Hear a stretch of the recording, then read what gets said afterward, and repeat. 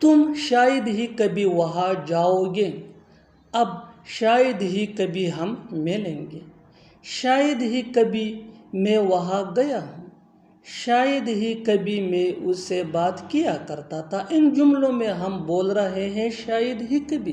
اس کے لیے آپ کو یوز کرنا ہوگا انگلش میں ہارڈلی ایور۔ آئیے کمپلیٹ سٹرکچر دیکھتے ہیں۔ سبجیکٹ پلس ہیلپنگ ورب، ہیلپنگ ورب کے بعد ہارڈلی ایور پھر مین ورب، اس کے بعد ادر ورڈز لکھا جائے گا۔ آگے ڈیٹیل سے سمجھاتا ہوں مثالوں سے۔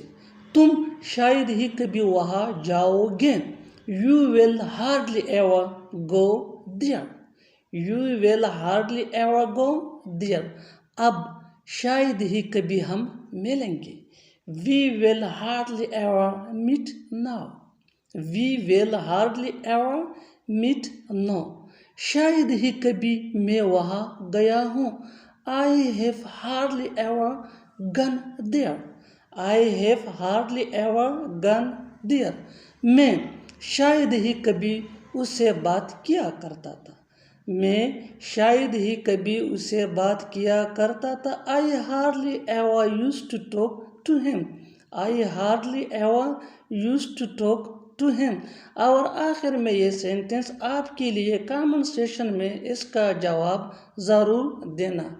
اب شاید ہی کبھی تم اسے ملو گے۔ Subscribe English PS for more advanced English sentence structure. Thanks, Manana.